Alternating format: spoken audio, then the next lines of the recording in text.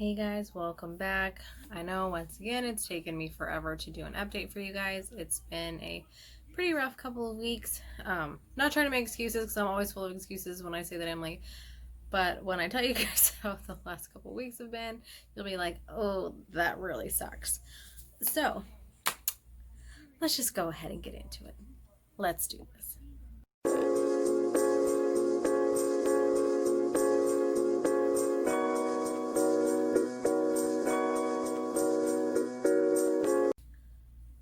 So I have gone to a doctor's appointment since the last time I saw you guys. I think I had told you in the last video I had one coming up. So I did go and have a checkup appointment.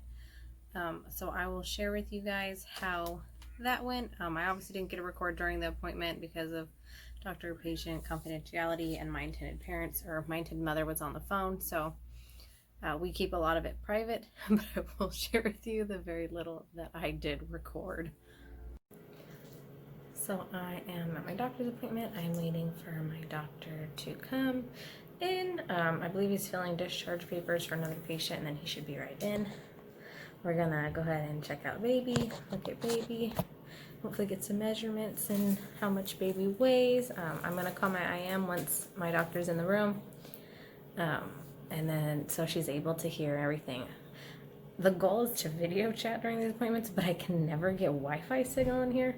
So I thought today maybe I'll just try and record it so at least I can send this to her along with posting on my vlog. So a little bit of a win-win. So let's see how it goes. For anyone curious, this is the dilation chart from 1 centimeter, 2 centimeter, 3, 4, 5, and then it jumps from 6, 8, 10. As you can see, 10 is huge, and that's how big vaginas have to get before they push out a baby. Yay! That's what I get to look forward to. Woo! So much excitement.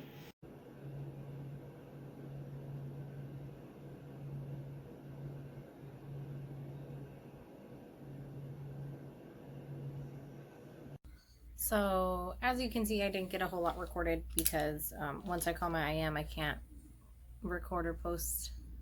I can record that, but I can't post it due to privacy matters.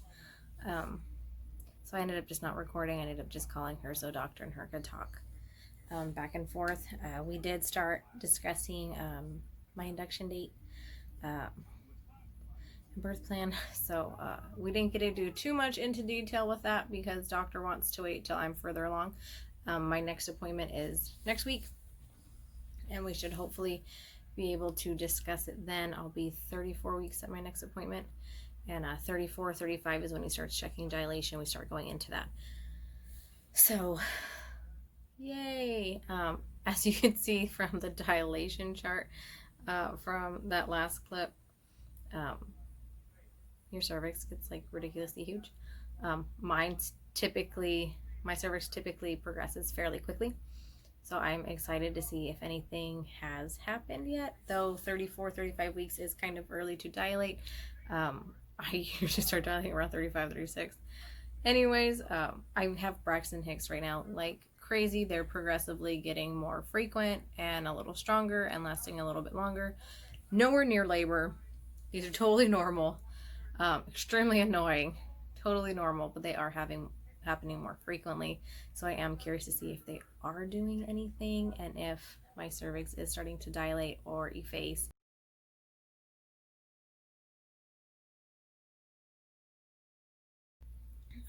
So I'm excited for that next appointment. We did get a really cool ultrasound of baby that I wish I could share with you guys. Doctor had actually caught baby sucking on their toes. And I keep saying there or baby because I can't say he or she, even though I know what it is. I want to share it. I can't.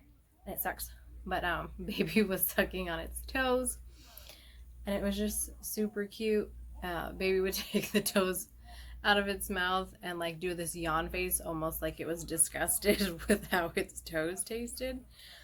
It was super cute, and we were busting up.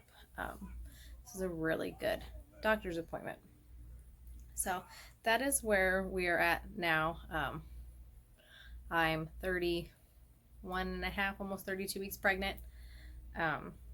we started talking induction dates. The goal with that is to be induced around 39 weeks, which I know most people don't get induced till after 40. There's no reason for it, but because it is a surrogacy pregnancy, we want parents to be there, and waiting past the due date or on due date, I might not make it that far and they might miss out, especially since they have chosen not to fly due to COVID. They're going to drive from where they're at, which is a very long drive. So we're trying to plan it a week ahead to make sure that they are there for it and they don't miss anything. So that is the goal. It's going to be very interesting. My doctor does ultrasounds every appointment. We did find out that baby is 2 pounds and 11 ounces, which is super cool.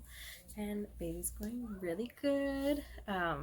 Everything still looks amazing. And that's, yeah, so that's pretty much a summary of where we're at now. Next week, next Thursday, so we got like 10 days, we'll have a better estimate on how induction date is going to look and hopefully start getting more serious about it, and I'll have more for you guys on that because I'm really excited.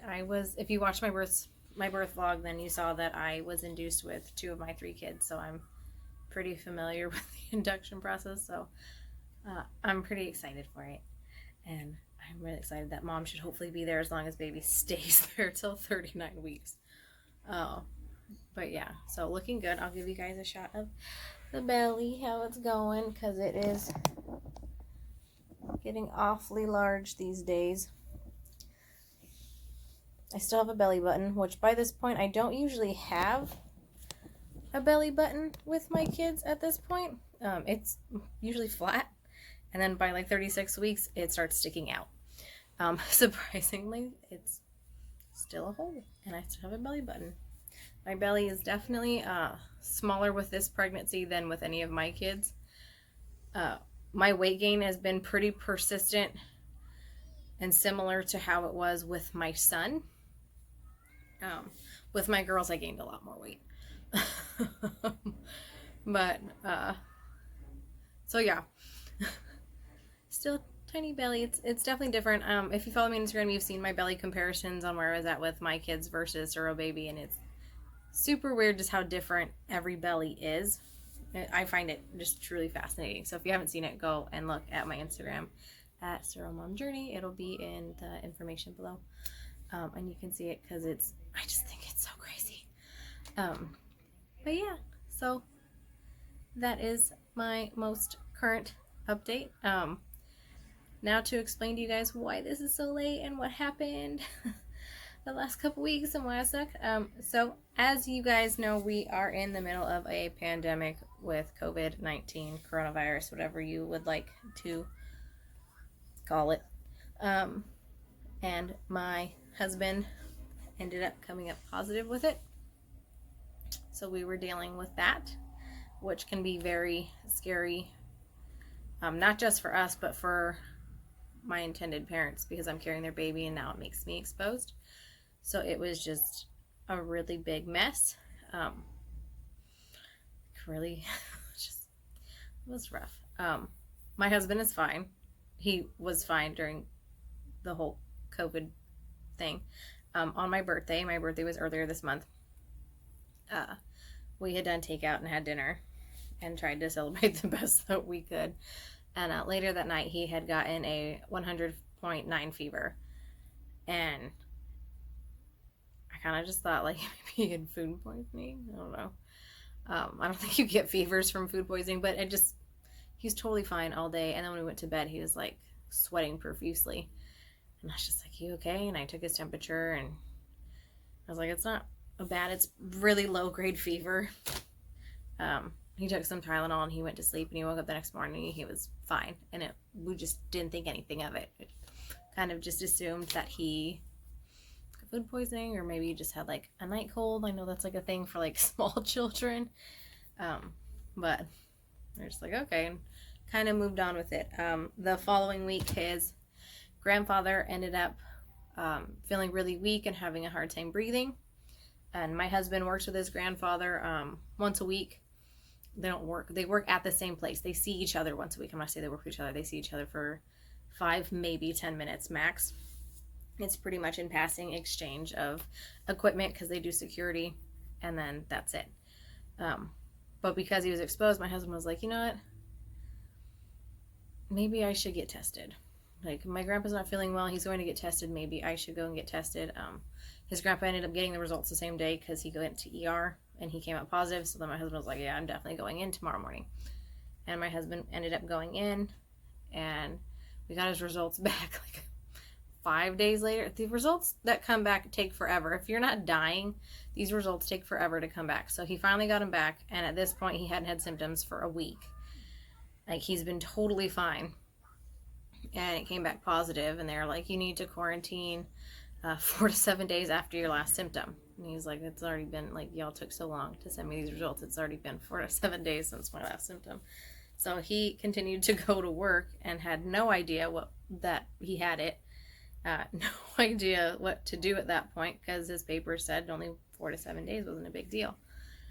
So he went. I did have to inform my agency, who then informed my intended parents, which turned out to be just really scary for them because they're not here and they're just really worried that I'm going to get it and something could happen to baby. Even though my husband's totally fine, everybody reacts to it differently. So who knows if I were to get it, if I would react as fine as he did. So it became just really scary time period. So I ended up going and getting tested too. I came back negative. My results took like a week to come back as well, or 4 or 5 days to come back, which I just don't understand why it takes so long to come back, but it's fine. But I came back negative. I'm fine. My kids are all fine. Nobody's had any symptoms or anything. We've all been really good. My husband ended up informing his work, and even though he was cleared to go back to work because it'd been that 4 to 7 days, his work told him to stay home just a couple more days.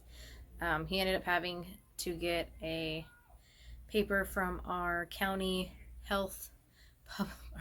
public health officer, something like that, to get approval to go back to work, to what he got, and they told him he's fine. Like, he's ended up staying home and quarantined in our daughter's room for the couple days that he waited to get this notice from the public officer, and he's been hiding in her daughter's room, poor guy, to make sure he didn't think. She told him, like, you're fine, 4 to 7 days and you would have been fine. He goes, the max that we would have had you stay home is 10 to 14 and you're at day like 15. Like, go to work, here's your paper, you're cleared, you're fine. He goes, well, should I take another test? And they told him no. The tests, there's not enough of them and too many people are taking them, and quite frankly you're going to come up positive weeks, possibly months, because you now carry the antibodies, and it's just pretty much wasting your time in our tests. You're no longer contagious, whether it's negative or positive. Just go to work, it's over and it's done with. So he's back at work, and we are starting to try and get back into a normal life. I have cleaned my house to make sure nobody in this house gets infected. But as of now, we seem to be in the clear and everything is good. But it was a little scary because his grandpa's not doing as well as he did. And that could have been him, hypothetically, but he's good and we're all good, and we're all just trying to get back into the flow of everything. On top of that, my kids started distance learning this week, last week, and that has been a nightmare. We're on week 2 of it, and I'm still not getting the hang of it, and I'm exhausted because I feel like I'm teaching my kid more than the teacher's teaching the kid, and I feel so bad for the teacher because my kids' teachers are trying so hard to get their attention, and they're just like, oh, because nobody wants to stare at a screen for 8 hours a day. My kids are literally on video chat from 8:30 in the morning to 2:30 in the afternoon, and it's a lot. So it's been a really long 2 weeks, and with my husband quarantining, I haven't had a lot of help, and it's just been crazy. But we all lived through COVID. 4 out of 5 of us are good and didn't have it, and one that did is totally fine. We are just trying to get back into the groove of everything and trying to find a routine with the kids' school, and it's not the best. The stress is probably not helping with all the Braxton Hicks. I wouldn't be surprised if that's what's making them more frequent at this point. But just trying to relax and do what I can to keep calm. My intended parents did send me an oximeter, which measures my heart rate and my oxygen levels, just to make sure that I was okay while we waited for my results. I believe at one point they did want me to quarantine away from my family, but with my kids starting school, it just wasn't realistic for me to leave them for 2 weeks or until my husband got the okay, which I know probably was really hard for them, but I have to be able to put my kids still, like, I don't want to say put them first, but my kids are my priority, and over everything in life, my kids are my number one priority. So that was kind of rough, because I want them to know that I care, the baby I'm caring for them, their baby is one of my main priorities too.